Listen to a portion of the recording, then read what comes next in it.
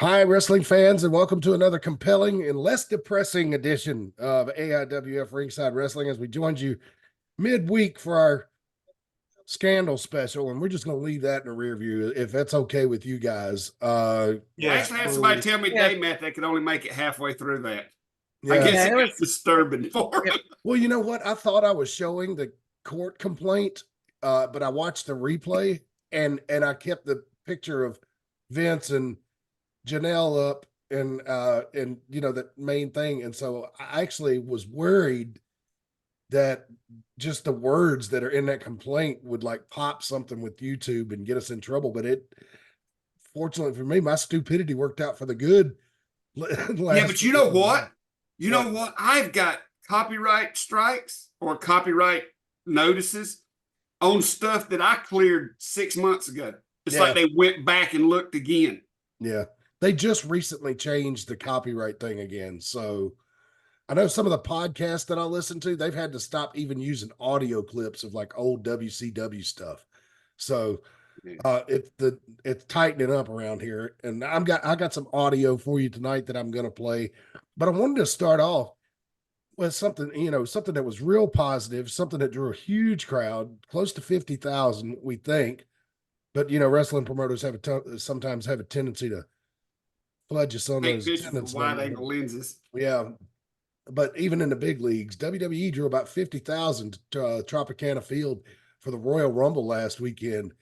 And oh man, what an impressive spectacle. Now, I did see a lot of people complaining on Twitter about, you know, their line of sight being blocked and all that kind of stuff. Yeah, their seating was weird. Mm-hmm. Like the ring was here, and then there was a section that was like this that looked at the section that was on the ringside. Yeah, I saw the picture of it. Well, it was on a baseball field. You got to remember. So that kind of made everything weird. When I looked at the seating arrangement, I was just like, because the wrestlers came out of the first base dugout, which is if you go to baseball enough, you know, that's the home team side, right? And so when you look at it on TV, just think about how the aisle came and bent. Yeah, is that why they had that stupid aisle? Yeah. I think they were doing that maybe to avoid the pitcher's mound, or if they can they take out a pitcher's mound these days? We need Justin Flash here for these, you know. I don't see how, because they're just a mound of dirt. Yeah. So I don't know. But yeah, I was wondering why that, because the weird thing about that curved entranceway is you could tell a lot of people had a hard time getting up enough speed to hit the ring. Like you saw that several times where they either sort of missed or just went in and just stopped. Yeah. So let me just remind everybody, if you're watching this on YouTube, please give it a like, subscribe to the channel, and ring the bell for notifications. If you're on Facebook, just give us a like. We'd appreciate it. And I got right into it without even having the goddamn common courtesy to introduce our panel. So joining me as always, they don't know us by now. Yeah, Brian and Reagan Danzig, Commissioner Rick Diesel, Hall of Famer Stephen Hayes, and his manager, trainer, and advisor, longtime Jade Cinti is here with us. I hope I pronounced that correctly. I always just said accompanied to the ring by Jade when he was active. So, by the way, I'd like to point out, Matt Carter, Rick Diesel's also now in charge of the network. In case didn't nobody know. Yeah, well, that's why there's videos going up every day now. Ain't that awesome? It's like a barrage, baby. I might take a day off on the weekend or something, you know. Mm-hmm. Yeah, and I see so much stuff pop up. I'm like, it's so much that I'll be like, I need to tell the boss man I want that for the Ringside Wrestling channel, and I forget because they're just constantly coming up. I need to just get a pad and just write them down. Check this out, man. We're gonna do a little show and tell here, ladies and gentlemen. Somebody brought me this, Tim Dolan actually, and he said, "Here, maybe you can get some stuff out of this." That's a whole stack of DVDs. Yes, the good old 5-inch discs. Is that about 50? I don't know. I don't even know if it might be closer to 100. Yeah, I'd say it's closer to 100. That looks like about 100. Just judging by the size, I think that tower will hold 100 discs. Let's see. Oh, that's a lot easier to deal with. That's a lot easier to deal with than that big box we sent you. So yeah. So, but now some of this stuff I'll just pull single matches off of. there's a reason for that. Yeah. But there is a lot. I mean, and this is stuff I hadn't even got into yet. Wow. Incredible. 32 years we'll be celebrating coming up in March. And then we've just got tons of footage that we want to share with you guys. Guys, I have been fighting a cold this weekend. As you know, my wife was traveling last week. And, you know, if you spend 24 hours on a damn airplane, you're going to get sick. And so whatever she got, the cold, she gave to me. So we might play a game tonight, the game tonight of where the panelists read the ads. So if you guys could help me out with that, it'd be How great. was her trip though? Oh, she had a great time. She had a great time. Handled all the business that she needed to and all that stuff. So No kidnappings. That's a good thing. well, you know, she blends in, not like me, you know, and so, and especially the part of the country she was in. Yeah. Let's see here. Let me go ahead and jump into our slideshow. And you should be able to see it. Short. There it is. All right. Here we go. This is AIWF Ringside Wrestling for February the 4th, 2024. Alice Cooper's birthday. All right. Happy birthday, Alice. One of my favorite rock and rollers. Oh my God. To 130. How old is he? He was 130 back in the 70s. That's true. I mean, there's a good chance that he's a vampire, so he may live forever. He might. God bless him. He's still out there touring, man. I mean, the guy's I don't know if he ever stops. I was supposed to be going to Raleigh to see him in September. He's touring with Rob Zombie. Rob Zombie. Yeah. Boy, I don't care about Rob Zombie. I've only seen Alice like 4 or 5 times. So. yeah, you could. You just taking a look at our social media handles, but here's our schedule for this year for 2024. Woohoo! Yay. Yep, and you can see us. We'll be back on March 2nd and 3rd for the 32nd anniversary weekend. Matt Classic is getting the link to this show every week, so I just want management to understand if y'all are telling him to come on here and he ain't, it ain't on me. No, he actually told me that he was going to try to get on there. He was going to try to come on the show as it got closer to, like a week or 2 out. Oh, okay. All right. That's what he told me. Well, he did announce who's working Michael Elgin that night. Did you see that? I told that last week. Yeah. Or sometime. We mentioned it. It might have been on I hear. I don't know. He's wrestling Lewis Moore, correct? Yes, that's gonna be awesome. So that's the anniversary weekend. We get back to our Mid Atlantic TV tapings on March 16th. Then we work through April. April 20th is Spring Jam 420, man. And we do have Buddy Flowers booked for that show. Just yeah, We should have a celebration. Buddy Flowers is like, he has really turned it up a notch in the last few months. I cannot wait to see him again. That kid is going places. I might have to make a call to get somebody to come down with me to that show. It'll be a lot of fun. Buddy told me he's going to a cannabis festival the night before. Said he just gonna try to make Spring Jam, and it's in like New York.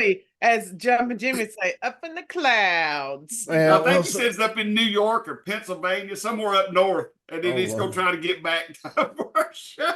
So Buddy Flowers may not be in a condition to wrestle, so we're not promising he's gonna wrestle that night, but he will make an appearance. So he will float in. Yeah, and again, I have to thank the scheduling group, whether it was a dumb luck or whatever, for not scheduling anything on Memorial Day weekend this year. So thank you for that. Well, I guess June 1st, technically, well, no, because Memorial Day is on Monday before that, so it's not. That's the next weekend for extreme content. We work our way through the summer. Capital Punishment has moved from February to July, obviously, because we're not running in February. That's going to be nice. August 31st, Deal with the Steel. I like that. It's moved to the end of the month.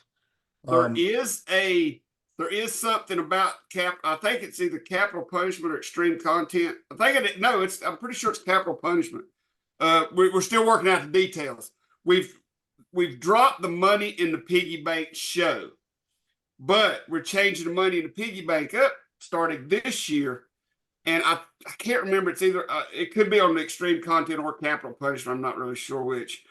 I'll have to go back and look. But the way we're doing money in the piggy bank this year is when you win the pig, you must cash it in at Deal with the Steel. Oh, okay. Oh wow, that's good. Now you don't have to say up until up until right before the show who you're going to cash it in for. But when you win the money in the piggy bank, whoever wins this year will get a title shot at the title of his choice at Deal with the Steel. So let me ask you this, because I'm a stickler on the details, right? All right, so let's say I win the money in the piggy bank, right? Which is hilarious to just put that middle thought in your head, right? I couldn't even get that high up the ladder, right? Matt Carter climbing that ladder. Yeah, if it's higher than 3 steps, I ain't going. So anyway, but think about it. Okay, if I win, now do I have to let the matchmakers know when I show up at Deal with the Steel, or can I wait and grab a referee and say, as soon as this title match is over, let's say it's Jack and he's defending the shoot fighting championship, I want to challenge him after this is over and then surprise him. Do I still have that element of surprise, or do I have to let him know? We haven't really decided. That's not set in stone yet, which way that's going to go. I'm personally leaning toward announce it beforehand. Okay. Instead of surprising them with it, because I think it's better to build up to the match. Okay. Just because I've never liked it when somebody just come out and said, I'm cashing this in. You know what I'm saying? Yeah. I like it, but I kind of want this to be like our Royal Rumble. You know what I'm saying? You win the piggy bank, you get to choose your title at Deal with the Steel. All right. Yeah, you just have to challenge in advance. Right. But when the booking committee gets together and starts knocking heads at probably on the 16th of March 16th, considering it wasn't discussed last night. We'll probably discuss it then. All right. Oh yeah. Cool. All right. So let's see. Also, a lot of wrestling coming your way in the month of September. As you see, a TV taping on the 14th, September 20th and 21st is the Fair Show. The best thing in the world. That Fair Show is the best thing in the world. It's so much fun. And it's back in September. Thank God.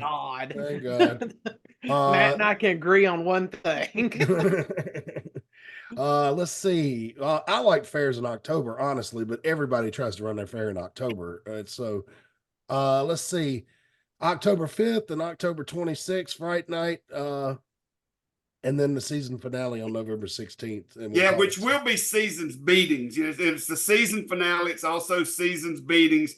As of right now, I don't see a taping coming in between Fright Night and seasons beatings. So a lot of the stuff for seasons beatings will have to be set up at Fright Night. Oh, okay. All right. So it's going to be an exciting year of wrestling in Mount Airy, folks. So look at this slide, not updated. Hang on a second. Oh, I can't do it. That isn't, yeah. Yeah, but no, this is when I remember I told you a few weeks ago I dropped all my files and all that kind of stuff. And oh yeah, you did say that. Yeah, I had a big issue with the computer, but I'll get that updated. We are no longer on Apple Podcast and Spotify because it's just wasn't worth the money. But we're still here on the YouTube and Facebook. So thank you for joining us there. And remember, guys, just about everybody's got unlimited internet with their phone packages anymore. If you want to plug us up and listen to us while you're commuting or going to grandma's house, you can do that on YouTube. You can do it on Facebook. So don't sweat it. But anyway, can I have a volunteer to tell all the nice folks about Premier Auto Detailing? Well, I want to say something right quick before. I'll do Premier Auto Detailing after I get done. Say, have we discussed the fact about the changes to the network? What about the changes to the network? Besides you? Well, we're no longer on Roku. Yes. Well, we talked about it, but we talked about it being a possibility. But it's happened because the host that we had that was hosting us for Roku ended their contract with Roku. So now, which a lot of people's excited about this too, is the network is now exclusively on YouTube. Well, I'm glad. That's good. And we may go back to Roku if we can find another host, but it was completely out of our hands. I like this because I feel like a lot of people are moving to Fire Sticks than Roku. Then we weren't available for anybody that was that has a Fire Stick home, you know? Right. So I guess you can't do them all. I'd love to. I'm gonna have to find time to do it. I'd love to like do some research and find out which is in more homes, Fire Yeah. Stick or Roku. I guess I'm just going by like that's what we mostly have Fire Sticks now. Like we have one Roku and everything else is a Fire TV or a Fire Stick. Yeah. Well, right. and our views are double, triple on YouTube anyhow. Yeah, and it's just more easily accessible. Yes. Yeah. Tell it. It's cheaper. Yeah. Because you can watch it mobile and you can also watch it on your TV, on your smart TV. Yeah, you can watch or if you have mirroring and stuff like that. Yeah, it's really YouTube is the easiest one to mirror. Like the easiest app to mirror up to your TV. Because like when we were out for my birthday, we were staying at a Holiday Inn Express and we just mirrored our videos to their TV. So like, you know, you can watch it anywhere. There you go. Yep, absolutely. All right, you ready, Matt? Yes, fire off, sir. Premier Auto Detailing, located in Mount Airy, North Carolina, coming soon, a different phone number. You didn't know that, Matt. It's changing. Premier Auto Detail is changing a little bit, not a lot. Still going to be giving that same great service, as Matt says, make your old jalopy look like a new wife. So don't just be sure to give us a call. You can still call that same number. We'll answer, but the number probably be changing before long. So if you got a car lot out there, you need somebody to clean your car up that won't leave drugs in the trunk, that's Premier Auto Detailing. Give them a call and hook them up. They will take care of your car and shine it up so you can see yourself in the chrome. All right. You want to give that number? Which one? That one? Oh, 336-883-5722 for now. All right. 5722 for now. We'll let you know when that's updated. Yes. All you know right. what's so funny about what Rick Diesel said about not leaving drugs in your car? I got my oil changed one time a long time ago, and when I was living in Greensboro, and they left a marijuana cigarette in my car. My dad found it and like lectured me up and down and wouldn't believe that it wasn't mine. Boy, back in the 90s, if that would have happened to me, I would have thought that is an even trade for a free oil change. Wow, I would have been thrilled. But now, approaching 50, Matt would be just exasperated and probably call the police. Things change, man. Who wants to do T's Creations? I'll do T's Creations. All right. All right, if I can get it right. So T's Creations is the custom apparel company. They will let's see. Let me move my thing so I can read it. They are at tscreation22.com, T's Creations by Allied Apparel on Facebook, and TikTok, T's Creations.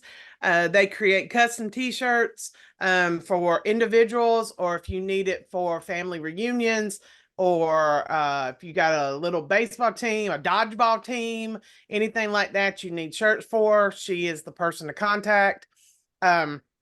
She is now, T's Creations is now creating AIWF shirts, correct, Rick Diesel? Yes, we have a Shopify. Is that it, Matt? Shopify? Yeah, Shopify. Yeah, Shopify thing. You can find it on, I don't know the address right here, but it's on, you can find it. We're posting stuff on the Mid Atlantic page to get t-shirts and stuff. And we've been sharing that on our AIWF page. So check them out for your own creations, but also if you're interested in getting some AIWF merchandise. We would love to see the crowd full of AIWF shirts. Yes. And we'd like to see AIWF shirts in the crowds of the big wrestling. Oh, yeah. Yeah, that would be cool. So there you go. All right. And the next slide, it shows the advertising rates, which is still $10 a month, but there's some other misinformation on there because this file is really old. I don't know how it survived the purge. Oh, my goodness. But anyway, so thank you guys for assisting with the reading of all that and whatnot. Let's see here. And then we'll do another 2 spots a little bit later. But I thought we would talk about the Royal Rumble. It was a big deal. Drew a big crowd. It was an exciting event. I thought, who all saw the Rumble in this room? I did. Brian and Reagan did. Rick Diesel, I know you probably didn't. Well, We saw it. did you? Okay, awesome. So I'm going to WWE.com. I ain't got in trouble for this yet because I always give them credit for their photo spreads. Yeah, the Women's Rumble started out the night for everybody. There's Bianca Belair doing some fancy moves. Notice Bailey in there. She entered 3 at number 3. Bailey did. And there's Kairi Sane of Damage Control, one of Bailey's cohorts. At least we thought so at the time. There's Asuka. She came in. Any particular moments that got you real excited and pumped up about the Rumble? Look at that. Kairi Sane doing her Spider-Man impersonation and holding on to the ring. Kofi Kingston. Yeah. Brian, what was your highlight of the evening? Loaded I question. heard this. Loaded question. Yeah, I was excited to see Jordan Grace. I thought that was a nice surprise. Yeah. And I thought she did really well Yeah. in the Rumble. I think she schooled every woman that was in there. She was fantastic. And she is in great shape. She's a great wrestler. Yeah, she came in and she showed people what she was capable of doing, and she was impressive. There's Jordan right there taking a fist to the face from Bianca. That's not the most flattering picture of her. No, well, it's not a Bianca Blair either. But when she went out of the Rumble, the hit she took on the apron made me cringe. Yes. I really was like, look at this. Bianca gets her up for the I can't remember what Bianca calls this move. It's basically an attitude adjustment, but just worse because it goes the other direction. Jordan Coming in was the absolute best. Oh. But the fact that you had your TNA women's champion in and the way she was eliminated was Belair's finisher on the apron. Mm-hmm. Honestly, it made TNA's women's champion look strong. Mm-hmm. And she honestly had the best showing up to that point, because up until that point, and I'm a fan of women's wrestling, but most of the girls to me were going way too fast and not letting anything digest. It got a little cluster-ish early on. Mm-hmm. Yeah, and Naomi, she looked like she hadn't been in a ring for a year. She was is like botchamania with her. I was gonna say one else thing about Jordan Grace. I think she made some, her vertical suplex. I don't know the girl she did the vertical suplex with, not the one she held, but the person that was doing the vertical suplex at the same time. She's wearing blue and blonde hair, and they both got him up, and the one girl really had to bull the person over, and wasn't that one? And could barely hold her up, and Jordan Grace does it and then does the one arm vertical suplex, and then it looked Jordan Grace made some of them look like they just crawled out of the training center. And can we get some love for Jade Cargill on getting Nia Jax up and then the one arm flex? Yeah, we're going to get that in just a second. I wanted to talk about this as we work toward it. As you can see, I'm not going to do it. Nia Jax came out 19th. Then she is a freaking heat magnet. The fans just absolutely hate her guts. I mean, a lot of wrestlers do too. Yeah, Shotzi rode the tank to the ring. Shotzi she tickles me to death. She got married on the day of a show and put it on social media, and it looked like she had forgotten. As her and her husband are leaving the chapel, she's like, "Oh no, I've got to get to the show," and her husband's just like, So she's a funny cat. She's not a bad wrestler either. And then that's Maxine Dupree right there, Shoosh Girl. I just don't get her. Maybe I haven't watched enough to get her character, to understand her character or understand her, but I don't know. Yeah, okay, so let's go back a couple of, maybe, I don't know if it's 2 years yet, but it seems like it. She came on the scene when LA Knight first came to the main roster, and LA Knight was Max Dupree, and it was Maxine Dupree, and they had a tag team called the Maximum Male Models, which was just the drizzling shits. Eventually LA Knight got his old character back. They got rid of the maximum male models, or they are gone off TV for retooling. I don't know. But she was kind of out there all by herself. And so they put her with Chad Gable and Otis, because she was trying to recruit Otis to be a model. And if you know what Otis looks like, you know why that's funny.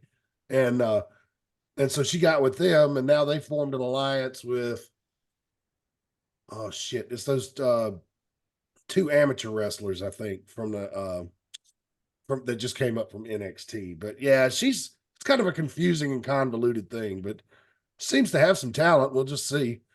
I don't know. But Nia Jax, as you can see, just runs roughshod over the whole field there for a while. Then Becky Lynch comes to the ring. She's got some personal issues with Nia. They go way back. And look, Nia just tossing poor Chance. I can't remember her first name, but she's Chance, and the other one is Carter, that are in the tag team. Then Bailey almost gets Bianca out right here. R-Truth, for some reason, comes to the ring.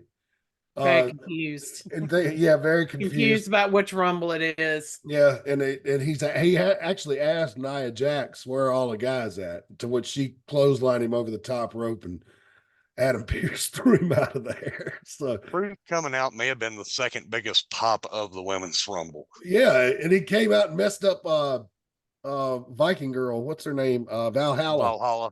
Yeah, it caused her to be eliminated because she was distracted, and it was so funny. Nia continued to toss everybody out until this lady came out, one Jade Cargill, or Jane. Is it Jade or Jade? I don't know. Cornette confuses Jade. Jade. Same as me. Okay. All right, so Jade Cargill comes out, gets a tremendous ovation, and just powers up Nia Jax. They faced off, powered her up, threw her down. I don't know if I'd call it a slam or not, but she muscled her around like she wasn't much of nothing, and then ended up picking her up and body slamming her over the top rope. They don't have a still shot of that, but you know why they don't have a still shot of it? Because it looked terrible. Oh, did it? And that wasn't on Jade Cargill. That was not on her. That was that suck ass bitch she was throwing. It was, Nia. Shockingly, she botched something. So imagine that. Then it was Tiffany time. Tiffany Stratton, who we found out Friday night has signed with SmackDown, has come up to the main roster, and I'm telling you, this lady is extremely talented. She kind of fell into a spot when Mandy Rose went into porno, and kind of stepped into her spot, and is an incredible wrestler. Although if you saw SmackDown this Friday night, you couldn't tell it by the match she had, but just give it time. Let's see. There's another angle of Tiffany Stratton oh God, she is just a bitch every way around. But a fantastic wrestler, so get used to her. They did a thing with her on SmackDown right before she left, where she lost a match, and she had to go help this girl wrestler that had livestock, like in the horse barn or whatever. I don't know if y'all saw that. Baby doll? Is this the same storyline as Dusty Rhodes and Baby Yes, Doll? that's why I loved it. Sunshine and the Von Erichs. Yes, it was the same exact thing, only she made it through the workday and didn't steal Nelson Royal's horse. And take it off and jump it over there. Yeah. I will say that was really funny. It's probably the best work Baby Doll ever did. Probably so. Well, Floyd, come back here. Labeled all the food in the barn refrigerator. Oh Lord. If you know, you know. If you know, you know. Number 30 was the returning what I used to call her Carmella Light. Can't remember. Liv Morgan.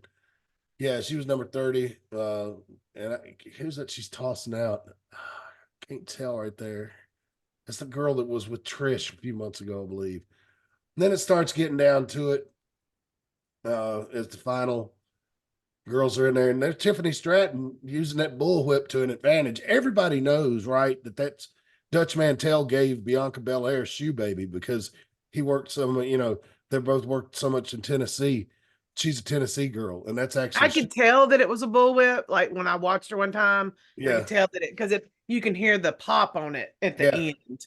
Yeah, everything I said, I'm pretty sure it's a bull rope in there. Tiffany Stratton used it, but Dutch Mantell did not give her shoe baby. But I thought that would be a funny thing to say. But as you can see, Bailey's still in there. Remember, she started number 3, and then she's in there at the final 3. And I thought Jade Cargill was going to eat her alive. I did it. Yeah, Jade Cargill was going to eat her alive, but it didn't work out that way. Bailey ends up winning the Women's Royal Rumble, and yeah, so she's going to WrestleMania. And we found out that little Guido refereeing. Michael Cole says that guy. What did he say? Told him he looked like he said that's the referee that he thinks looks like Eddie Munster. That's what he said on Monday Night Raw. I think he looks like he's got mob ties. He might. That's how he might be in WWE. And so Bailey does the ceremonial pointing to the WrestleMania. God, I hate that. Speaking of Bailey, like her character for the new WWE game looks terrible. Really? It is one of the worst I have ever seen. Like it looks terrible, and she made some comments about how terrible it looks. So. It's like she made somebody at the design place, or whoever designed it. It's like she made one of them mad or something. Wow, is it that bad? It's pretty bad. Oh man, you need to look at that. It looks like Lex Luger with hair. Like it's bad and wrinkles. Yeah, you remember when WWE's game that was the worst game they've ever made? When was that, Brian? Right around the pandemic, right? Right, yeah. You don't remember. And everybody in that looked awful too. So yeah, she don't look like she's going to WrestleMania. She looks like she's going to the Social Security office. Oh my.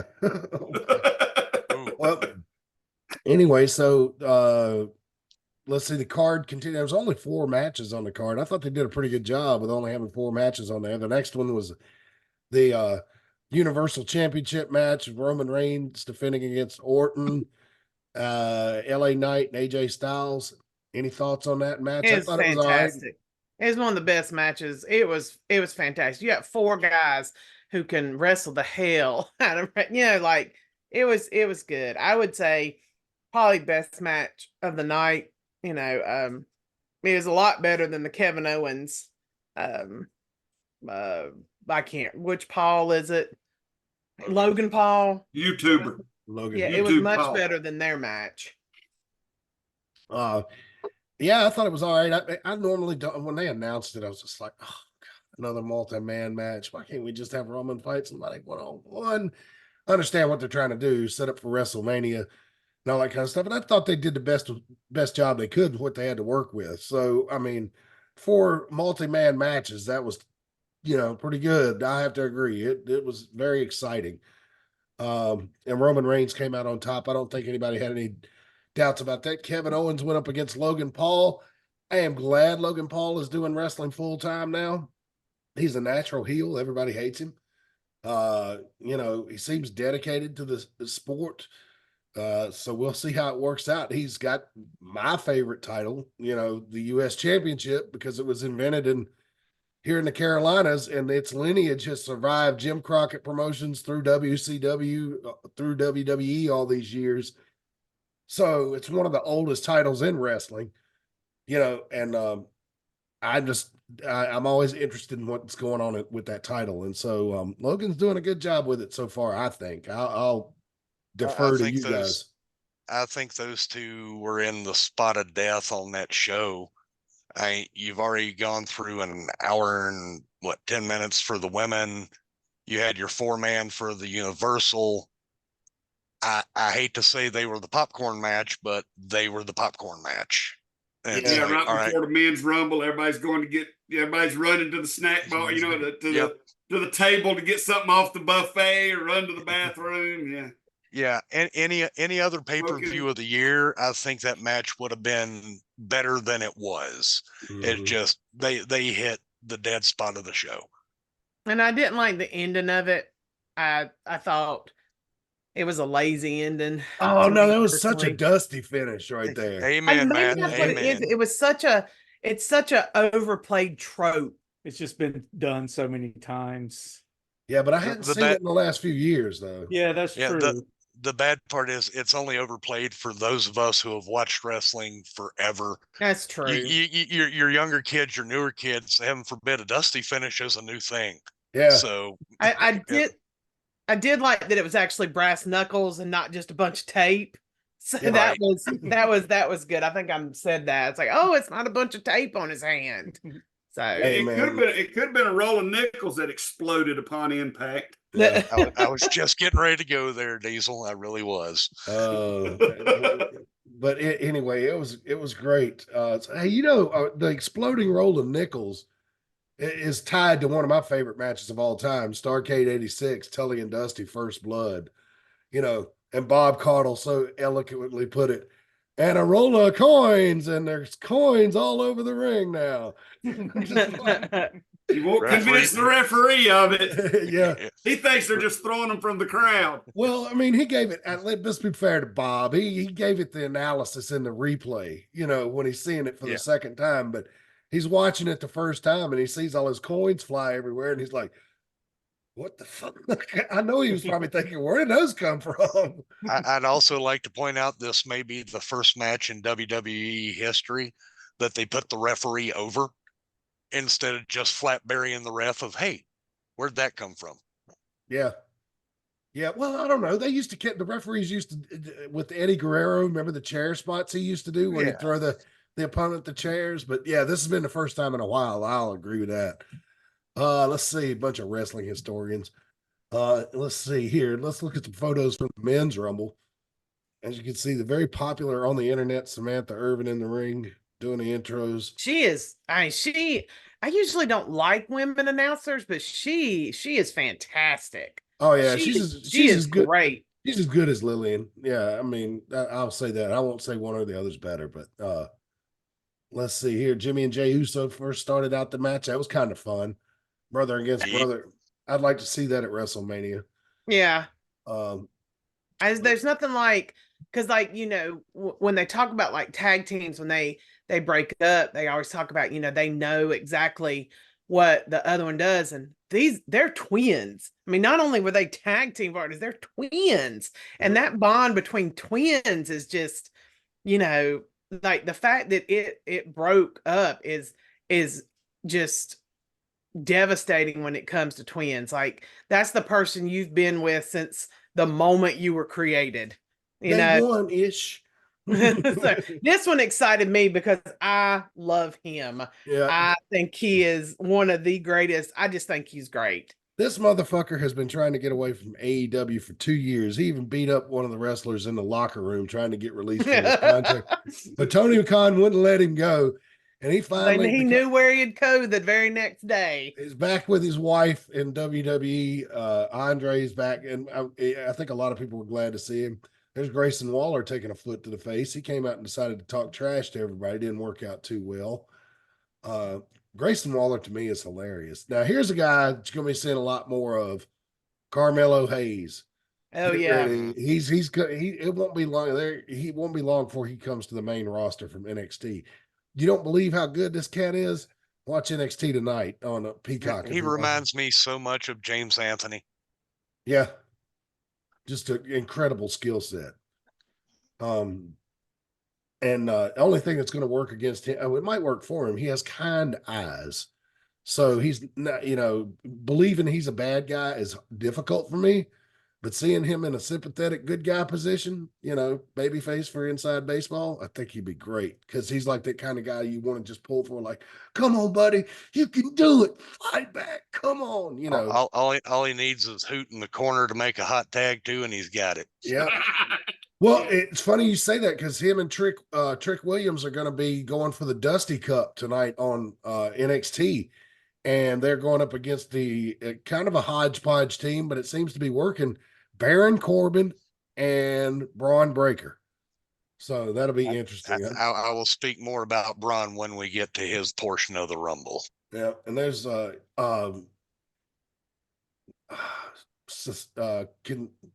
am I trying to call Shinsei. I was trying to call him Kensuke Sasaki, and I'm like, wait a minute, that guy was in the 90s. I got distracted because the footage has come out in the last hour of him attacking Cody Rhodes behind backstage at last night's house show, he misted him and then beat him up in the back. But anyway, they're going all the way through. There's Karrion Kross, who you don't see much of, is lined himself with Precious Paul Ellering and the AOP lately. And here comes Bobby Lashley. You know what I see now that I miss? What? I mismatched gear. Look at everybody's gear, how it matches. It's so eloquent, and you know what I'm saying? Yeah, well, I mean, I miss the days when some dude comes out in a pair of tights or a singlet or something that it looks like he just got out of the washer that morning and got in a bar fight while he was wearing it. All these guys they're so pristine, and their whites are so white, and their purples match their purples, and I'm just like, it's like a fashion show. Yeah, I want some Ric Flair green tights, blue knee pads, purple boots, and a green robe. Yeah, they're not supposed. They're warriors, damn it! They're not supposed to match. Oh Lord, you sound like a boomer. And you only wear white if you're winning the title. And it's like, and Rick Steiner would even wear mismatched boots. Yeah, but that was kind of part of his thing, though. I mean, you know. Yeah. Look at Bobby Lashley there. They're so flashy. You know what I'm saying? I don't like Bobby Lashley, but that's neither here nor there. Bobby has just been saddled with bag storylines for like the last 5 years. Yep. And like, even though they're trying to push him as a heel right now, the fans are not having it. It's like the collective wrestling world. And I tell Jinky this all the time. I was like, listen to him. They're not going to boo Bobby Lashley. He could come out there, drop a cow in the ring and slaughter it. And they'd be like, yeah, Bobby, you're the man. It's not happening. He's so soft-spoken. Like, I think it would be hard to be a heel when you're so soft-spoken. Well, then it's also what Matt said. He's been handed so much crap over 5 years. The collective audience is going, can we give him something good just once, please? Well, they know if they cheer loud enough for people, they'll get something good. Look what happened with LA Knight. So, right. So stick with it. And Bobby does not age. It's incredible. No. He looks the same now as he did 18, 19 years ago. Incredible. Mm-hmm. So at this point, Cody Rhodes is already in the ring. I think he came in like number 23 or 24, somewhere around there, maybe earlier than that. I think he was 15. He was 15 or 16. Okay, so he was right at the halfway mark. There's the Viking guy. His partner's been hurt, but you know what? Speaking of that Viking guy, he does stuff that a 120-pounder does. He is deceiving. Like, he is so fast, and the things he can do are just amazing. Like, you see him, you think, okay, here's a big lumbering guy, coming in to, throw people into the corner and just smush them. But I was impressed with him. I was surprised being a new, not being somebody who's watched in a while. I was really impressed with him. Yeah. On the North Carolina level, he reminds me of Corey Etzel when Corey was younger. Right. He really does. Wow. Yeah.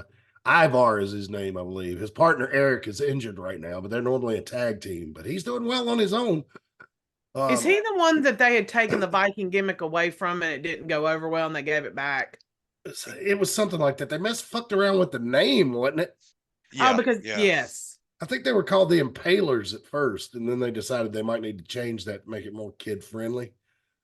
So I can't remember because shit, like 6 hours of just WWE TV every week. I can't keep, unless I write down notes. I'm not going to remember this. All right, here's everybody's favorite.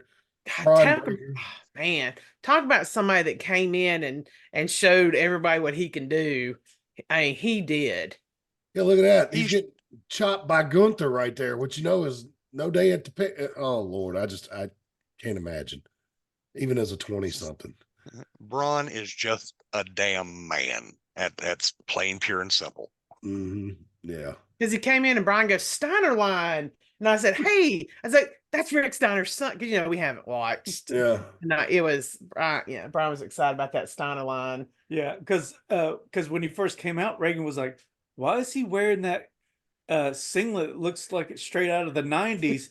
And I was like, don't you know? Like, I was just thinking in my head, wait, don't you know who that is? No, once he threw the Steiner line, I did, but like I said, I don't know anything about this. My first time watching in a while. So the fact of when he first got in the ring and he went to hit the ropes, the camera couldn't keep up with him. Yeah. I've seen him wrestle in person. I saw him wrestle in a cage match last year at Vengeance Day when they had it here in Charlotte against Grayson Waller. And the man is incredible. I mean, even that match was exciting. And there's a lot of people that shit on Grayson Waller. I think he's a good talker. He's hilarious.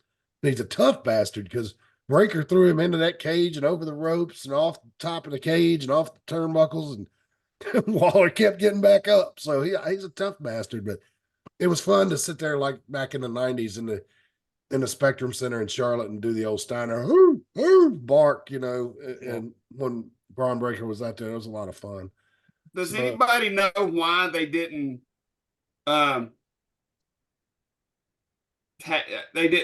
Put the Steiner name on him to the Steiners name wise or anything? Anybody know what the story is behind that? Why they didn't give him his legacy?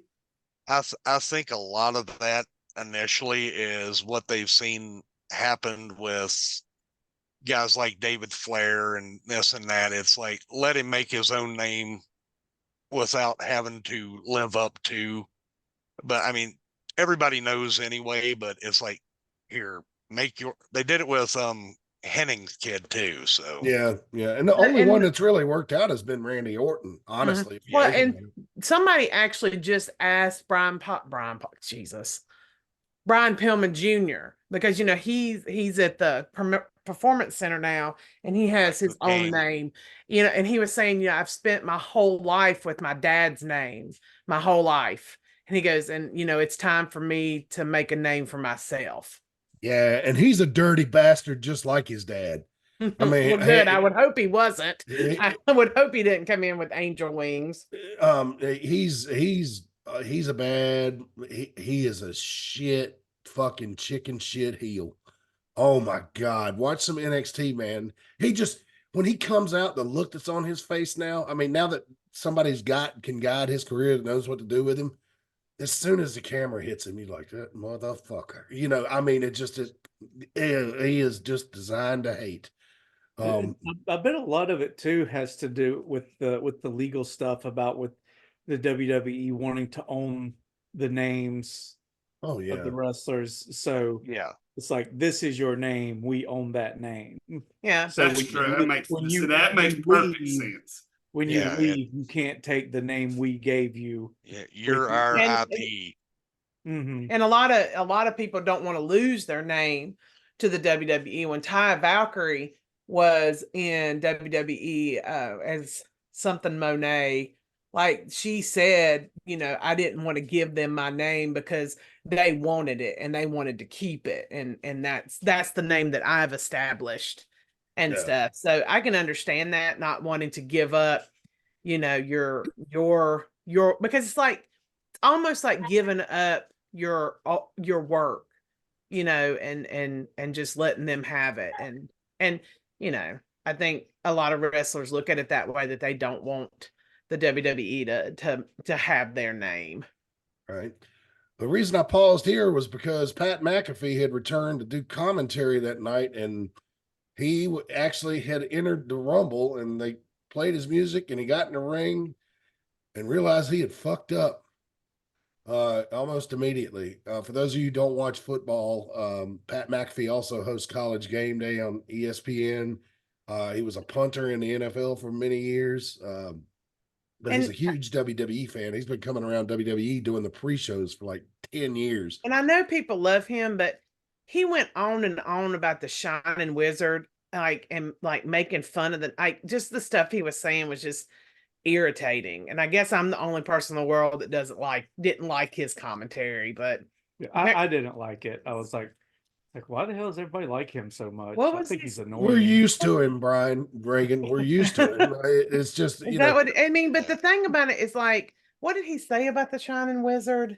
Oh, he's saying it was like Harry Potter or Mhm. something like that. And I'm like, this is a well-established move in wrestling.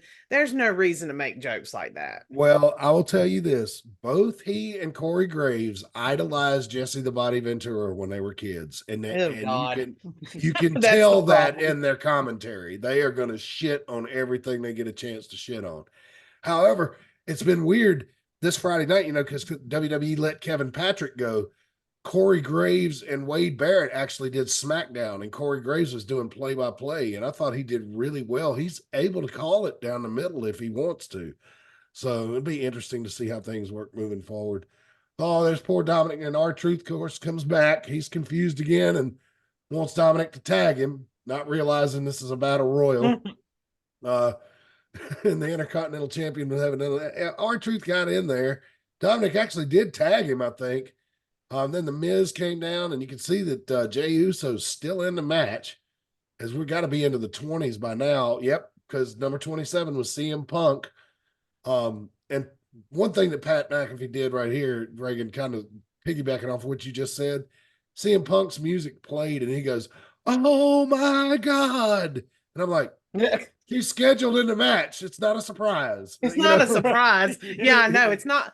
This is the one thing that I did not like about the Rumble. Like I'm kind of old school with this. Their roster is so big now. There's like no surprises.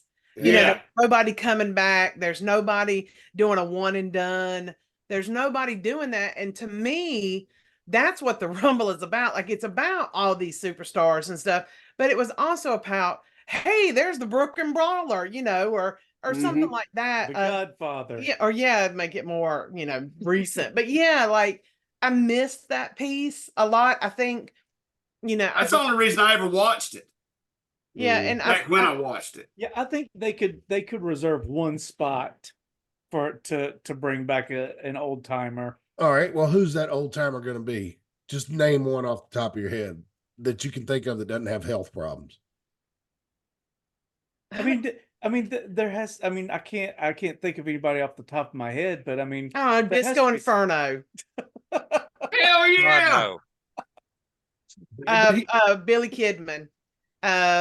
Let's see. Who else is training there? Oh, so you're talking about one of the legends works with Shawn Michaels down in the Performance Center. Yeah, like, you know. You say Terry Taylor, I'm riding to North Carolina tonight. Like Sarge. I don't know. There's plenty of old guys that I mean, goddamn, Tommy Rich could fucking get in there and fuck around and get thrown out. And find out. Yeah. So I'm saying, Come like, on, there's baby. Ricky Moore. I mean, you know, there's plenty of old guys who could go in there. I'd have been excited if I saw George South. I mean, how about that? just How about somebody the, out of the ordinary. how about the Wild old card. Irish guy? Huh? How about that old Irish Finley. guy? He was up Finley. there forever. Who? So Irish guy. Sheamus? Fit Finley. Fit Finley. Yeah. Oh, Lord There's God, one. William Regal. Yeah. He's Well, in the fucking company. I don't think he can Regal- appear on Regal TV.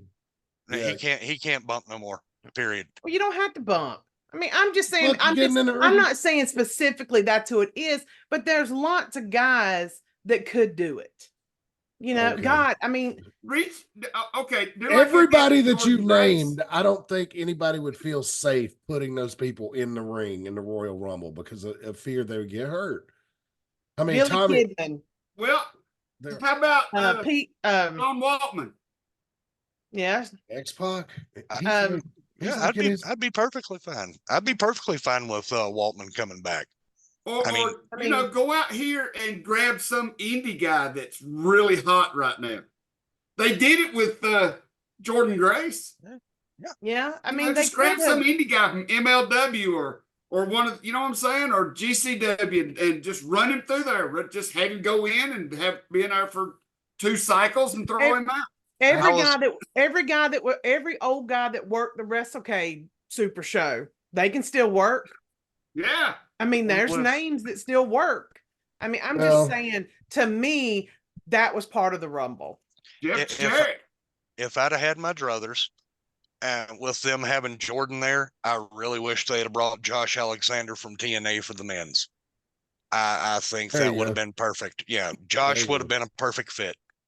Yeah, because I look, I'm protective of wrestlers that that I grew up watching or idolizing and stuff like that. And if you're in your 50s or 60s, I really get uncomfortable with thinking it's a good idea to put them in a ring in a major show like this with a bunch of young guys and somebody. Mike Jackson could work it, and he still works, and he's like 70. Yeah, I know, but Mike But Jackson is a freak of nature.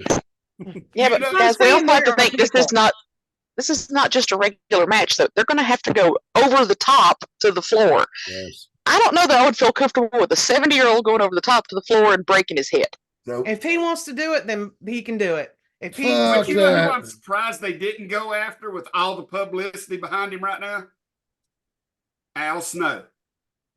Oh yeah. oh man, yes, he could. Yeah, That that would would've have been blown the roof off. Yes. Yeah. If they'd have brought Al Snow out, that place would have went crazy. Mm-hmm. Yeah. And think of what an uncomfortable moment that would have been for teenagers and 20-somethings when that music kicked in and it said, "What does everybody want?" And mom and dad jump up and go, "Hey!" Oh, Oh, you used to be sitting there like this. I mean, that's why I'm saying like there are guys that could have done it. And Yeah. I mean, yes, going over the top rope is a big deal, but it can be done. I mean, Well, and again, and like you said, there are guys who aren't in their 60s that are just a little bit past their prime who could still do it. like Colby Carino, bring in a big indie guy, Colby Carino. Yeah. I mean, I mean, his dad works for NXT. But I agree with Reagan. They don't do it because their roster is so big now. Right. They just don't, 'Cause they they're don't have room for having them no to- more without putting one of their guys to the sidelines. Right, because they're already having to put some of them on the sideline, Right. having to choose. So yeah, I get why they do it, but it just I would still leave that one spot. It's a I good mean, it's a good the problem to Pat have. McAfee thing. Yeah, the Pat McAfee Right. thing, yeah. He just jumped up, jumped in there, and jumped out. You could have put somebody.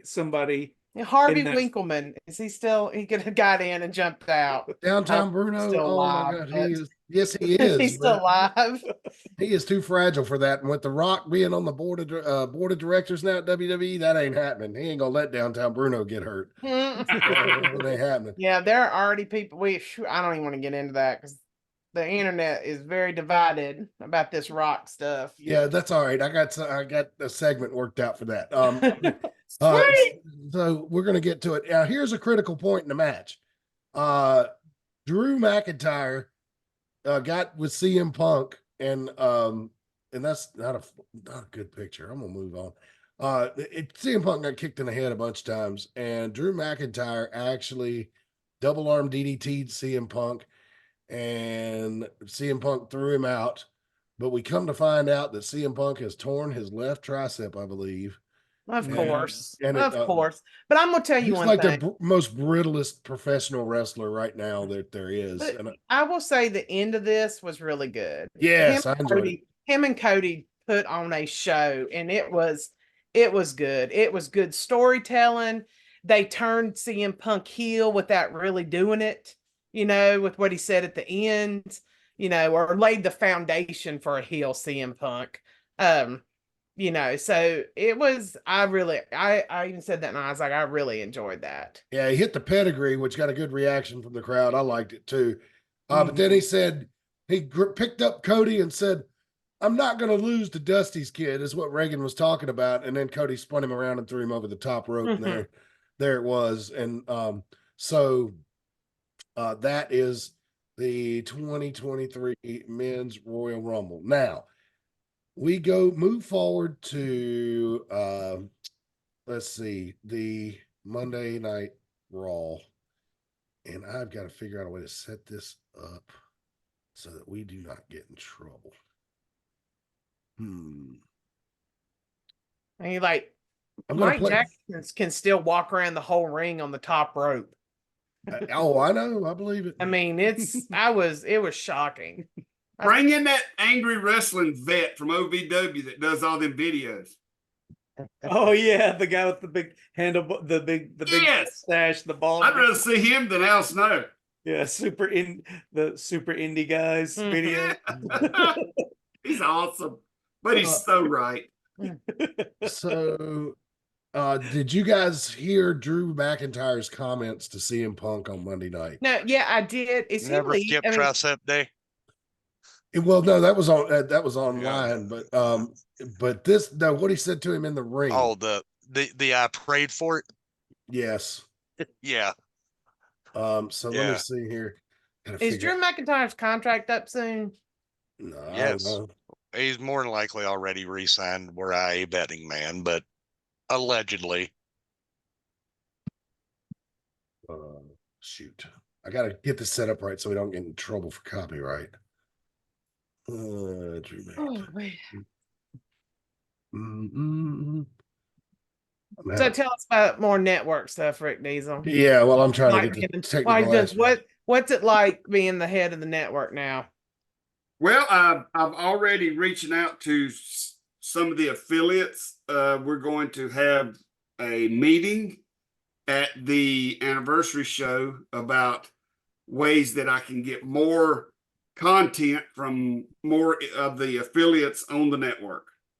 You know, Yeah, that would be great. That would be great because, you know, it would be great, first of all, to have more content, but also for people that follow us, like by watching this show and like to get to know some of the other people that have the belts for, Yes. you know, for the AIWF, you know, that would be very helpful, especially considering on the 2nd and 3rd, those people are going to be at the anniversary show. Right. So that's where we're going to meet, and I'm going to lay down the foundation to get them to get them to where they know what needs to be done to get their stuff on the network. I want to make it a more of a broad network now. You know what I'm saying? Because there's so much just old AIWF stuff and AIWF Mid Atlantic on there. But the reason that is because that's all the footage we have. We have what I have access to. So hopefully after the anniversary show, we can change all that, start getting more footage on there. I got this thing that me and Matt Carter's got to discuss. Okay, well, let's not do it on the air. Okay. So I hope to see all the people up there, and hopefully we can get your stuff on the network. Let's see here. So Drew McIntyre came out when CM Punk came out on Monday Night Raw on crutches, or not on crutches, with his arm in a sling, and explained that his tricep was torn. He was going to miss WrestleMania, and he was going to be out for a while. Drew McIntyre came out there and said some of the most cold-blooded shit I have ever heard in all of wrestling. I'm going to play this for you, and we'll try to get the PowerPoint up real quick before we get popped for copyright. So here we go.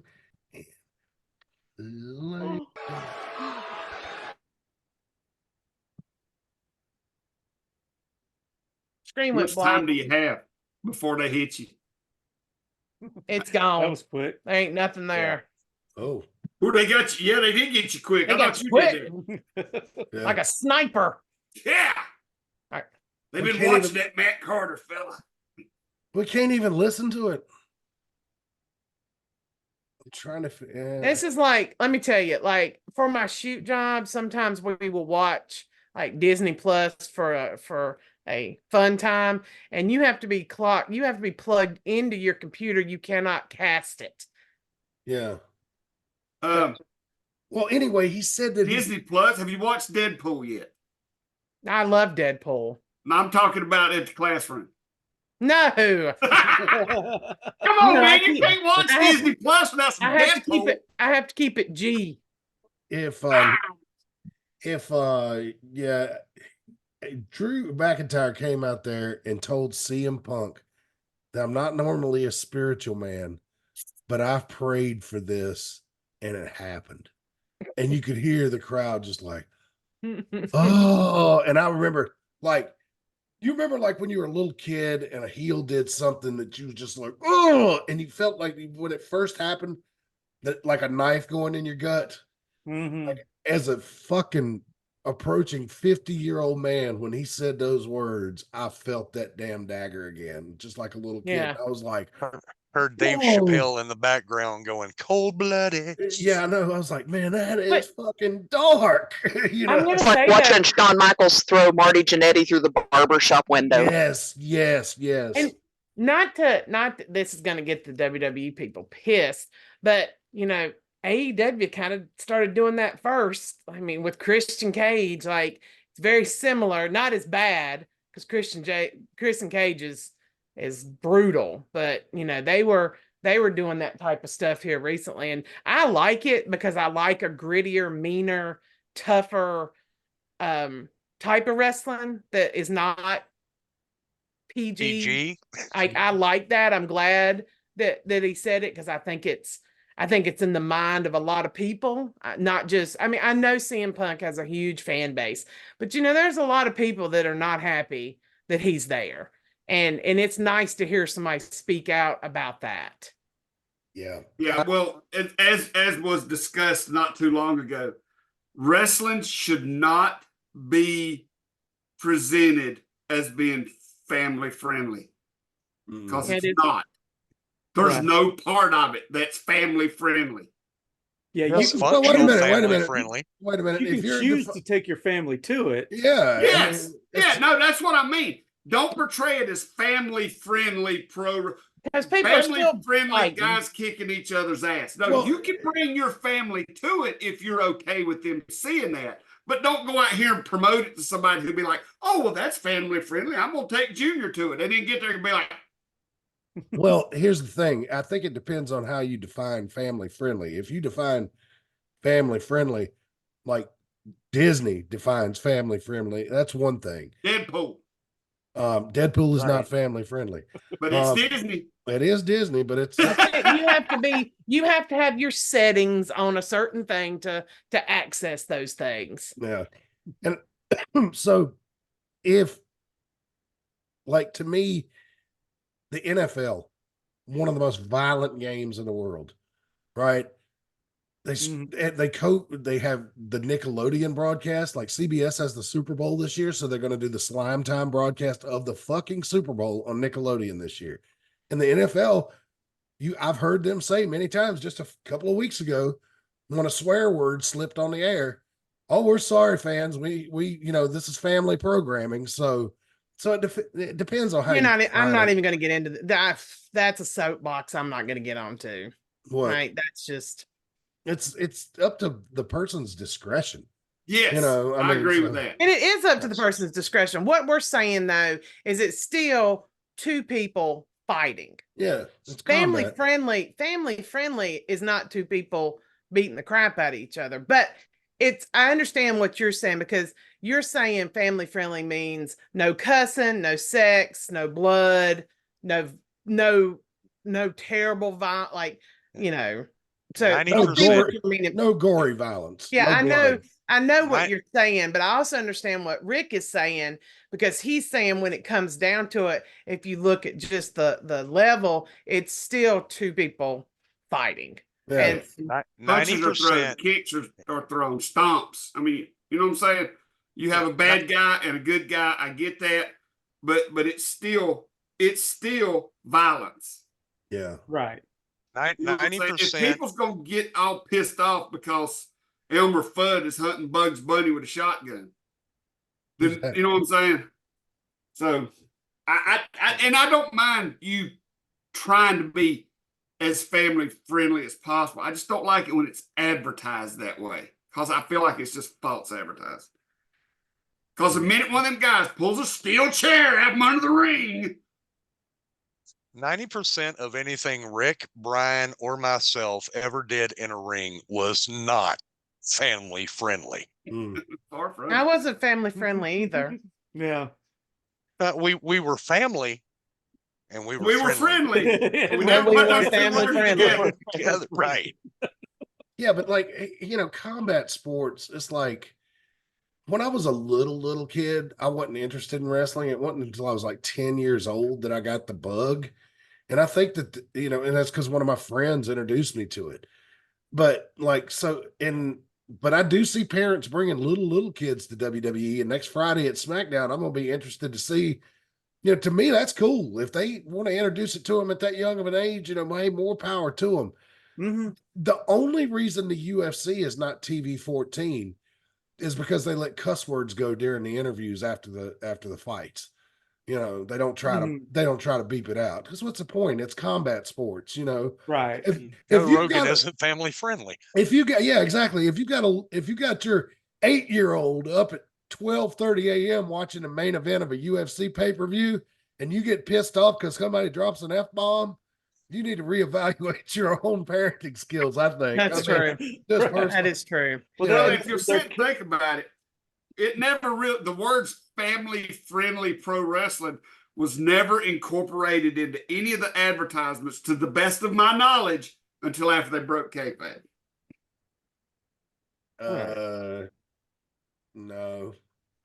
But I mean, then the other thing is, in 1986, when Jim Crockett announced the Great American Bash, there's an interview with him on the Peacock where he says, "Come on out. It's going to be a great family event.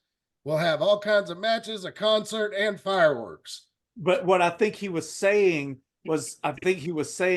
that there's something like bring the whole there's going to be something there for the whole family. Oh, okay. Like that's going to appeal to every member of the family. Like you might have somebody like grandma might not be interested in the wrestling, but she'll like the fireworks and maybe listen to Oak Ridge Boys sing. And to sort of be on Matt's side on this, the crowd of the studio shows of NWA were pretty much all Boy Scouts.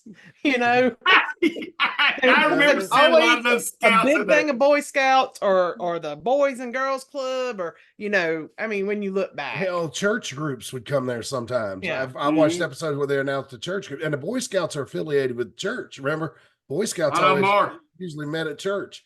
Yeah, because we had the church I went to, Chatham Heights Baptist, where I was baptized. We had a Boy Scout troop that met there, Troop 70, and they'd always post those pictures on the bulletin board of their cool adventures. And I was like, that looks like fun, but it also looks dangerous. So I didn't really have the urge to join the Boy Scouts. I was in the Boy Scouts for a while, and I learned how to play poker. See, there you That's go. what I hear from a lot of adults who are Boy Scouts, all the bad things they learned. Hey, man, our scoutmaster used to drain us every dime we'd bring on a camping trip. Oh, Lord. No, He was the evil we've man. gone on this Ursel tangent. He didn't never do nothing inappropriate. Give him that. And he did teach us how to tie knots and build a dog sled, but he would take our money. Because a dog sled is exactly what you need in the North Carolina climate. I agree wholeheartedly. God damn. I was a Girl Scout, so Yeah. we didn't learn nothing except how to sew and sell cookies. Sell cookies. Did you know? The Girl Scouts pimp themselves out every year for them cookies. But you know, Put on a short skirt and help everybody get their annual fix. yeah, but you know, I've been told, and I don't know if there's any truth to this because I've never cared enough to research it, but I have heard that scouting in Europe is not split between the Boys and the Girl Scouts. It's just general prepare kids for military service. It's the Scouts now are no longer the Boy Scouts. They are just the Scouts now. Yeah. So there are girl troops in the Scouts now here, but it was a long time coming. So I could have done that back when I was in there. Well, see, that's what I think is weird about it. In Europe, it's just let's prep these kids for military service. Mm-hmm. No matter whether they're boys or girls, everybody's got a place in the military. Yeah, because most countries have required military service, whether or not it be like war service. Mm-hmm. It's you do something. When you get older, and somebody a little more educated than me could tell you, like in Germany in the mid 1800s, like weren't they pretty much completely fucking fascist? The people worked just to service the leaders, and that was it. I mean, I don't know much about European history in the 1800s, but I would think the Scouts probably came along. Let's prepare these kids for military service, get them brainwashed when they're young, and they'll do what the hell we tell them to for their whole lives. Probably because that's kind of what the world is anyway. Brainwash your kids to fall in line. Yeah. Oh Lord, Definitely stinks of Catholic Church. Do what, Jade? Said it definitely stinks of the Catholic Church. Okay, didn't know we were going there. Yeah, there we go. God damn. Holy shit, that's Well, we went on a tangent. the next. Woo! Hey, Jade. Next thing you say, start it with all the Jews are. Go. Let's make I mean, we were talking about brainwashing youth, preparing them for military service. How do you think the Catholic Church got all these folks on crusades? Stop, please don't do religion. You did, hey, Matt, Yeah, no religion. Even I stay away from religion. In her defense, she did say crusades. They ain't had them in like 400 years. Yeah, So I know. Yeah, but, yeah. they got rid of them with the exorcisms. Fucking politics and religion. I'll talk with you all day without a microphone in front of me. All day long. With no, not here.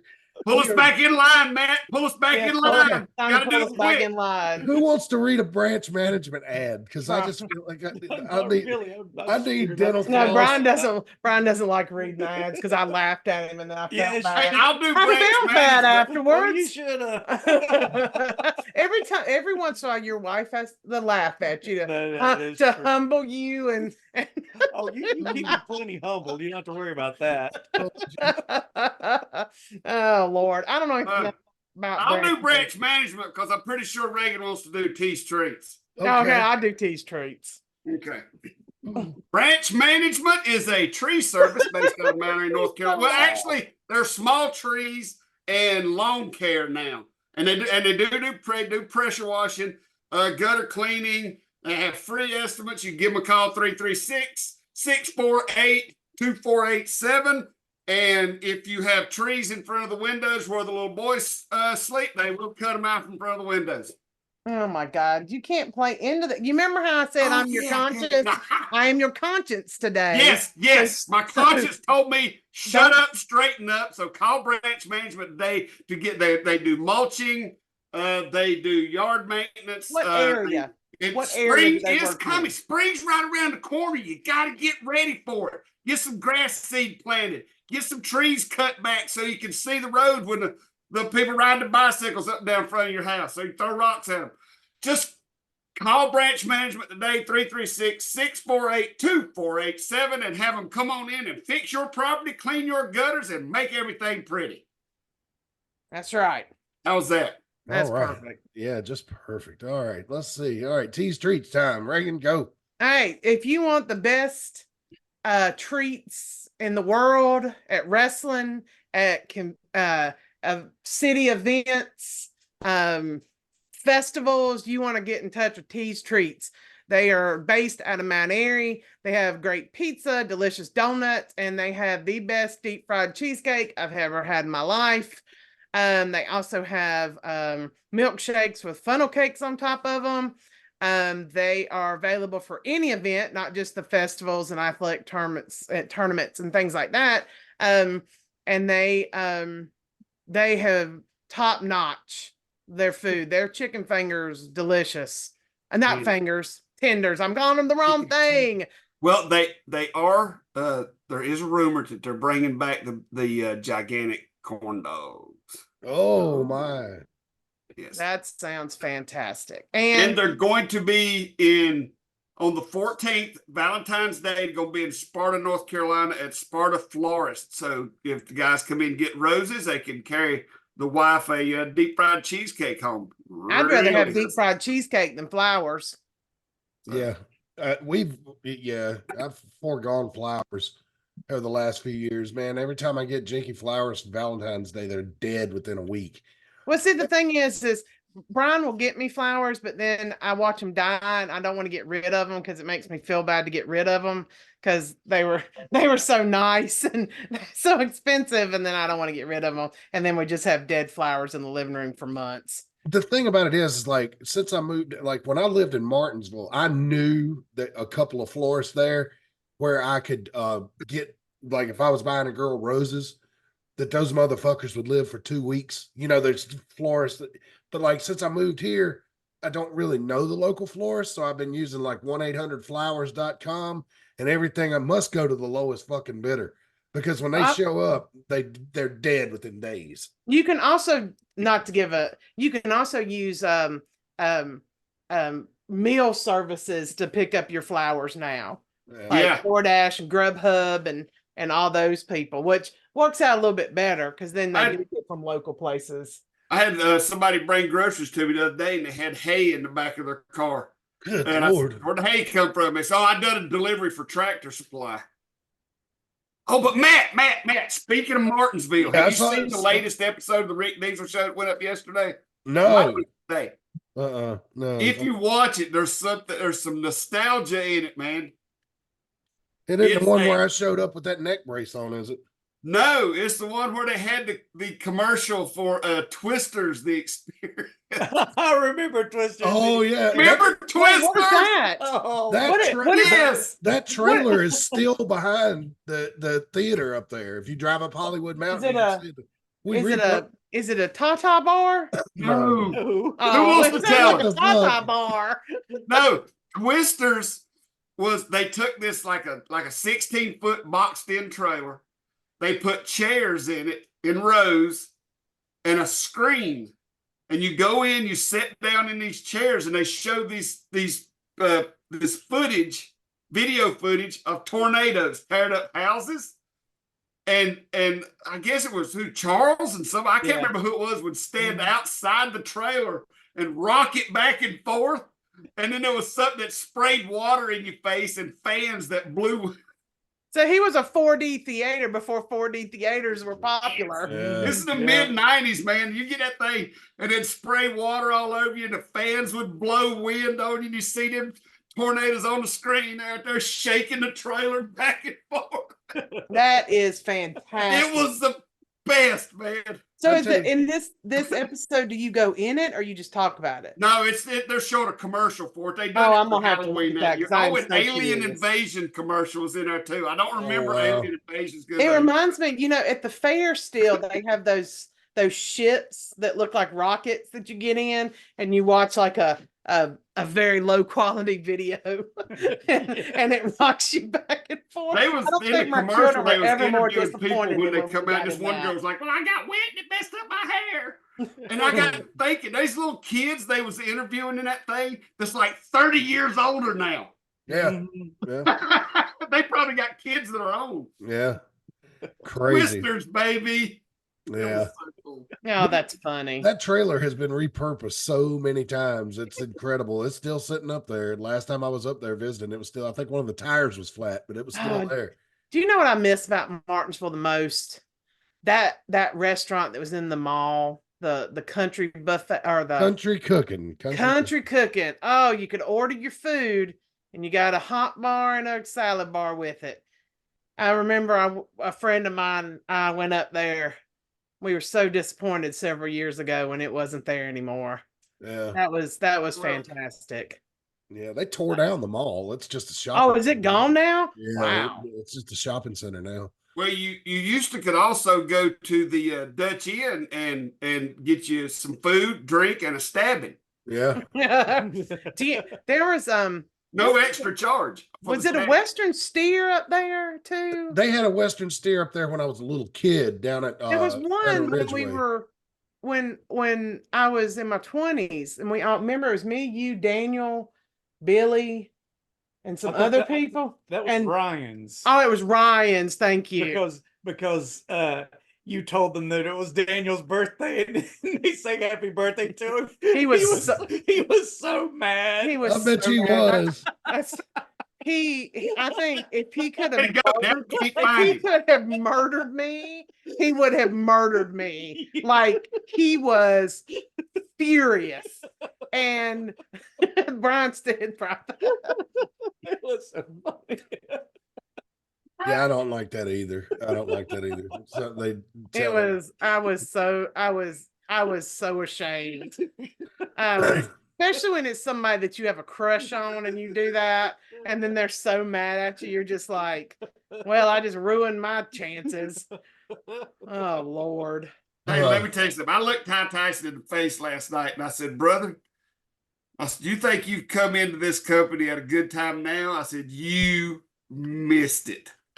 Yeah. Back in the 90s, the early 2000s, man, all in that time was about 10 years right there where we It was like nothing but Thunderdome. good times. It was like Mad Max. I'm glad I was able to be a part of that, but like now that I'm Oh God, older, no. I'm glad that I get to just come to Veterans Park, go to the Dairy Center before the show. You know, Yes. it's kind of nice. You know, Oh, they got that. Y'all got all of it. I came in at the tail end of all of it, but I'm really glad that one over there only filmed so much, and there weren't cell phones, Oh TMZ, God. TikTok, because we'd all be in prison for life. There'd be a lot of marriage. There would have been a lot of marriages that would have ended immediately. It could have went either way now. Well, yeah. We could have all been rich from TikTok videos. yeah, that's true. It's like it was fun. It was you know, and I agree with Matt. I like that it's evolved past that and things like that. But it was one of those times that if you didn't live it, you just don't understand it. You know what I'm saying? Right. Like it was wild. It was like Mad Max. You know, talk about the good old days. The good old days were then, but the good old days are right now. And I always say my favorite wrestling show is the next one. So yeah, because you know, there's a lot of things that happened in the past that were extremely problematic, you know, and so, you know, it's good to evolve past that. And, you know, it's good to evolve past you know, we had a lot of people that just had wrestling matches and not hardcore, you know, contrary to popular belief, you know, people in the AIWF could wrestle, you know, and it was fun to be a part of. But I'm really happy to be a part of what's going on right now. I think right now we're in a very good position. We're in a good place. We've got some fantastic wrestlers who work for our company. We have wrestlers who work for our company who, you know, went on to be, you know, like pretty big draws for NXT and pretty big draws for AEW. And, you know, it's a good place to be. Yeah, it's like I've always said. That's why I say go out and watch independent wrestling. It's just like go and watch a minor league baseball game. You are watching the future stars. Right. You're going to see if you go to enough indie shows. Or stars of the future. Right. Wording. Phrasing. yeah. And it's just like you know, like you don't, and then you don't know who you're going to see on an indie show that is like a bigger name, you know, every once in a while, you know, and the good thing about that is like when you have people come like Ricky and Robert, when they came to deal with the Still a few years ago, you get to meet somebody who's been around the world in a small venue, and it's really personal experience. And that's the whole thing about indie wrestling, is that personal experience, that personal connection to wrestlers, because, you know, most of them come out at the end of the show and they greet their fans and they take pictures with their fans. You know, they don't charge $30, $40 to take a picture with the belt. You know, it's just indie wrestling is where it's at right now. Right. Yeah, because for years there are people who were in a gym with 40, 50 people watching a guy named Tyler Black wrestle. And now he is one of the top, now Seth Rollins, and he's one of the biggest stars in the world. Yep. Exactly. The way he dresses, I have no idea why. Well, I mean, you know, trying to stay fresh, man. You know, you can't wear all black. Says the man who walked out wearing nothing but a bathrobe. Yeah. But it was not a colorful bathrobe. Was it blue? Was it blue? Very. Is my memory right? Was it blue with white trimming? Was blue. It was blue, untied belt, bottle of liquor. Yeah. You know. All right. House shoes. But Steve, yeah, it's also against the law to walk down the streets of Reedsville with your cock in your hand. I was going to bring that up just a minute ago. I swear. Yes, I was. You were there. I forgot about that. He about fell over on the sidewalk when I said that. Me and Robbie Stanley were flanked out a camera shot on that. And the moment the words left his mouth, I about hit concrete. I've never had more tears rolling down my eyes, just because it was live TV. Yes, it was. It was live over the air TV. You know, Oh my Yes. lord! that was not a cable access station. No, sir. You get in Crazy. trouble. Mark Childry, if I bring that up to him when we're chatting, he still thinks it's like one of the greatest things that's ever happened. Oh, it was. Like It it was. simultaneously scared the shit out of him and was the funniest thing he'd ever heard all at the same time. You know, because I'll never forget. I was standing behind the camera and the look on Mark's face. I really thought his eyes were going to come out of his fucking skull. You know, Matt, the same night when we were doing the live portion of the show, mm-hmm. me and AC were given 3 rules: stick to your times, no blood, watch your language. We broke all 3 within the first 35 seconds of the match. Yeah. And that's Hey, why we. you was also in why we West never- Virginia, Steve. You was also in West Virginia during the Jack? Boy George Yes. promo I did Yes. over the tag Yes. titles. I don't Me, remember you- what I said that night, but you like fell out on that one too. The pleasuring yourselves at night to the soothing sounds of Boy George. Culture Club. That's Culture what Club, it was. Yeah. Said you yeah. want these tag titles. You'd lay at night with them and pleasuring yourself to the smooth sounds of Culture Club. Culture Club. Oh my God. Okay. I lost it on that one. That was the same night I thought Jack was gonna slit my throat in the ring. I got well. Smart ass white boy. All right. So I need The to really start- Reedsville night, Sweet Daddy almost got us killed too. Yeah. Guys, we're running out of time. Okay. I got to wrangle this back in. We'll talk more about this shit next week. Let's see. So Are we doing next week with it being Super Bowl? Is that next week? we're gonna have to negotiate off the air whether we think we should do that or not. Okay. I've thought about it, but see, I like to watch the Puppy Bowl before the Super Bowl, and it comes on at 3:00. And so, I mean, I'm sorry, I'm a fairly well-rounded individual. Matt giving off the kindness in his heart. Yeah, I like the Puppy Bowl. The Kitten Bowl is ultra cute too, but I'm more of a dog boy than a cat boy. So, it's just the way it is. If you watch The Righteous Gemstones, that should have made you pop. But if it didn't, I'm sorry. It's an inside joke. Cody Rhodes came to the ring on Friday night on SmackDown and was supposed to make his decision whether he was going to wrestle Roman Reigns or not. And the instant that he said, "I'm not coming after you at WrestleMania," and The Rock's music hit, the internet did this. I mean, it was incredible. They've already got a hashtag. What is it? We want Cody. Hashtag We want Cody. They're in full revolt over this, and I don't understand why. Because I don't understand why either. I don't either. Like a friend of mine who loves The Rock sent me a video of it, and I'm talking about, I wish I had been watching, because even watching it, knowing what was happening, I was emotional. Like I was like, I've not felt that way about wrestling in so long, and had that kind of almost this visceral reaction to just feeling emotion and just being excited about something. And and I know the whatever you want to call them on the internet and this, that, and the other are mad about it, but I don't know. I don't even want to call It's them gonna make me smart watch marks Mania. That's not, I don't even want to call them smart marks anymore, because there's nothing smart about the way No, they react to anything. They're just like, guys, I follow auto racing.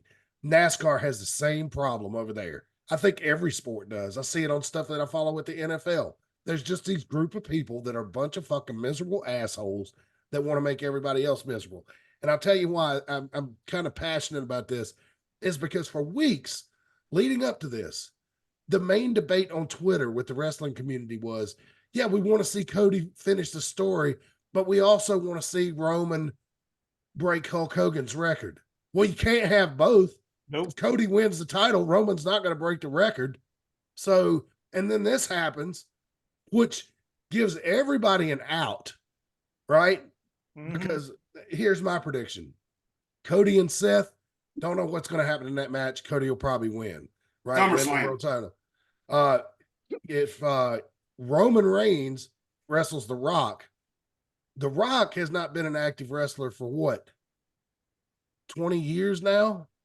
I mean, he's part-timed at some over the years, but I mean, full-time on the road, which Roman Reigns isn't full-time on the road now either. But there's no way Rock's winning that match at WrestleMania.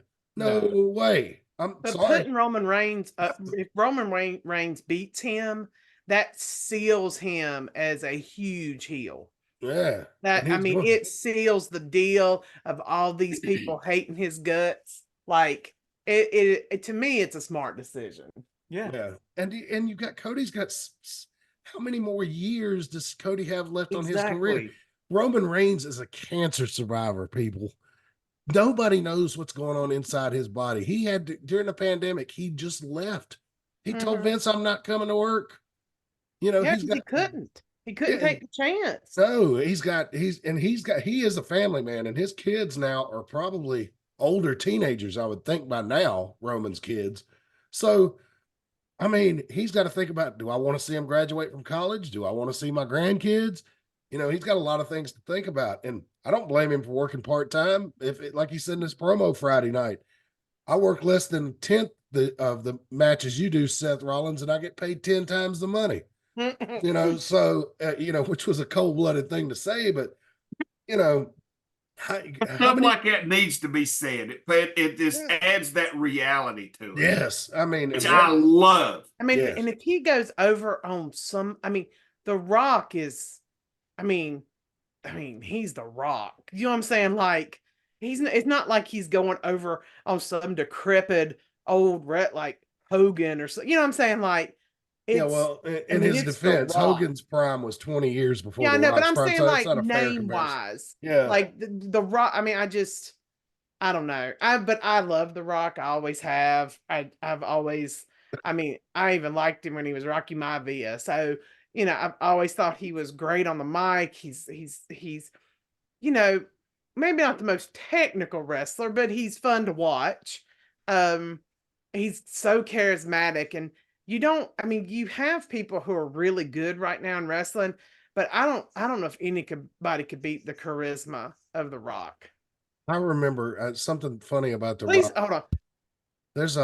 There was years ago when The Rock was coming to the ring as Rocky Maivia, Vince McMahon made a call where he said, yes, and this, ladies and gentlemen, is the man you, the WWE fans, voted the new sensation for 1996. And I remember even thinking at the time, what the fuck?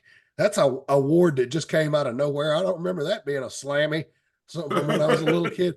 And so as years went on, little hidden gem, if you listen to like late 90s, early 2000s Mad Matt Carter commentary, sometimes like if there was a new young guy that had just come on the scene, you know, and I would just say that because I thought it was funny just to randomly, like, nobody's ever seen this person before. This is the first time he's ever wrestled for us. And I tell the people watching at home, hey guys, this guy, this Eagle guy, he's what you fans have actually voted him as the new sensation in the AIWF. And it'd be like his debut because I always thought that was such a ridiculous thing to say.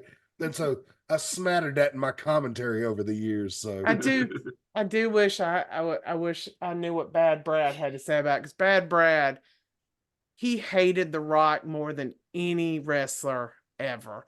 He hated him so much, and I could just imagine what he's saying. So you can imagine, but you can't find him.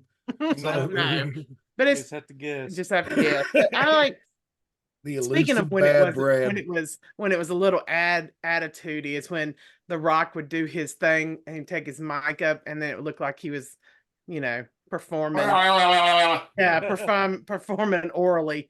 It was, yeah. He probably did that on purpose. I'm sure he did. Somebody probably, you know he did. Somebody probably ribbed him about it. It was like, hey man, it looks like you're taking a cock when you hold the microphone like that. And he's like, I'm gonna do it every night now. I mean, and he's just, you know, and this is this is kind of what Owen Hart was the one who told him that for some reason. It just popped into my head. It sounds like Owen Hart. It does. I mean, and right now, this is probably what they need. They need somebody like The Rock to make sure people, you know, because it's such a weird time for him right now. And yeah, he'd be a good distraction. Yeah, they do need that. Well, see, the thing about it is, like, all this is going to go away over the next few weeks while the legal things are in discovery. But once they get through with the discovery process and actually set a trial date, Here it's we all go going to again. come back. So, Yeah. Mm. Well, and the news thing now is talking about that raid that the federal government is looking into him now. So it's interesting. I don't want to talk about that now, but U.S. Court District 9 in Connecticut, I believe, is the one in charge of this. oh Lord, I just and it's the thing. Today I'm trying. Phew, Lord, that CTE's hitting me. But it's such a good time right now in wrestling. Like you've got the big one, but you've got all these other organizations now that you can watch on TV, that you can enjoy. It's just a great time for wrestling. It kind of reminds, because think about how good both WCW and WWF were in those not late 90s for WCW. 97. Yeah, 96, 97. Like, just think about how good it was then, and it almost feels like that now. You've got so much, because back then you had WCW, you had WWE, you had ECW, you had, local independent still. And it's kind of like that now. And you should just support wrestling. You shouldn't, dog one over the other. If you don't like it, don't watch it. Right. There's no need. Just, this is a good time to be a wrestling fan again. And if we had time, and maybe we'll look at it next week if somebody will remind me, I want to show you guys the ticket map for Greensboro for Sting's last match. They keep opening up more seats and selling them, opening up more seats and selling them. And when I checked it this morning, all the seats that are available are verified resales. So they're being scalped at this point. Yeah, I know. And that's So, a bummer. Well, I fell into it a little too late, and everything is just so. But you know what? They'll probably make it. They'll probably get their money. Yeah. What is going to be interesting about that is I'm not going to open this can of worms right now. We'll talk about attendance numbers and what they're averaging at the regular shows. But I will put it to you like this, folks. If you piss off the fans in Greensboro, you're going to have problems. In 1987, Vince McMahon brought Hulk Hogan and Andre the Giant to the Greensboro Coliseum. And Stephen Hayes, your historian, correct me if I'm wrong, they drew 1,500 with Hulk and Andre in 87 after WrestleMania 3, because this was the Crockett territory. Yeah. And shortly after 87, though, when they pulled Starrcade out of Greensboro, is when Crockett and WCW started losing Greensboro hard. And WCW was not allowed back in there after 91. That's why they moved to Winston-Salem. Do you know when major wrestling was allowed back in Greensboro Coliseum after all that? 1997, and it was the WWE. Was that Unforgiven? No, that was a house show, which led to Unforgiven and Raw. Because I've told this story before, that a friend and I, we went to Unforgiven, and we were at the tippity top, and it was fun. But yeah, because WCW did come to Winston a lot, but this WCW never went back to the Greensboro Coliseum ever. And so when they booked it out to AEW, I was like, it must be a new regime in charge at City Hall that don't remember all the drama in the 90s, because I was surprised that they were going to let more than one wrestling group come in there. But I'm glad they did. It's good for the fans. So it's a good place for Sting to end his career. Absolutely. Not a better place. This is NWA country, so it's I hate it's home. Yeah, I hate that I missed being able to go, but I ain't rich. So well, you can pony up $50 and watch it on pay-per-view. Yeah, see, that ain't happening. See, that's what I'm talking about. Before you tell me how much you like a promotion, I need to know how many times you've been to live events or bought their pay-per-views. Because that's the thing is, though, I'm going to SmackDown next Friday. My profession makes less money than you make, Matt Carter. I doubt that. Well, I don't doubt that. I'm not that very wealthy. I'm just fucking frugal. That's why I can afford wrestling tickets. Is because I'm just. I in the past I've preferred once I got over going, because we went to WCW shows like every time they were in Winston, every time they were in Virginia, every time they were close, we were there. So I kind of fell off of that, and I started going to indie shows more, and following indie wrestling a little bit more. But just not to blame it on my children, but they don't like wrestling, so I don't. So that's what you get for showing them all that damn bad wrestling when they were little. It warped their minds. I teased you about that in person. Oh, speaking of terrible, I watched women's wrestling on Pluto. What was it? Oh God, it was terrible. Wow. No, it wasn't. Wow, it was like Extreme Women. It was that CZW. Yeah, it was like the women's affiliate for CZW. So it was supposed to be hardcore women, which it was not. And there was one match they showed that was in a cinder block building with one row of seats, and then lots of cameras and lots of photographers. It was sketchy. Which that reminds me, I stumbled across a video today, I think it was, from WOW, and they had a 6-woman match, and one of the girls, I cannot remember her name, but she was billed from Mebane, North Carolina. Oh wow, Amber Holly. Huh. Who? Amber Holly. The speed with which you said that is incredible. She used to wrestle for CWF. Oh, okay. I didn't recognize her. Yeah, it's teamed with Chrissy Vane up there, and CWF was with was it O'Neill? Amber O'Neill? Yep, sure was. It didn't look like her, but I do remember her boob falling out in Elkin one time. Mm. All right, if they're billing from a Bane, I can guarantee you it's Amber. All right. Ugh. All right, Mebane with the world's nicest sheets. Love it town. And they're gonna have a what is it? That big Texas Beaver gas station. Oh, the Buc-ee's. Yeah. I do like their Tanger outlet in Mebane. It is a nice one. They don't have a Disney store, but theirs are coming far and few between. Well, their website's a better place to shop for their gear anyway. I see why they're doing that. But anyway, so we're going to get out of here, folks. Thanks for joining us. Hope you enjoyed it. It's time to go watch Vengeance Day if you're watching live. If it's on YouTube. Hey, Matt, look and see if our boy Malachi is in the crowd.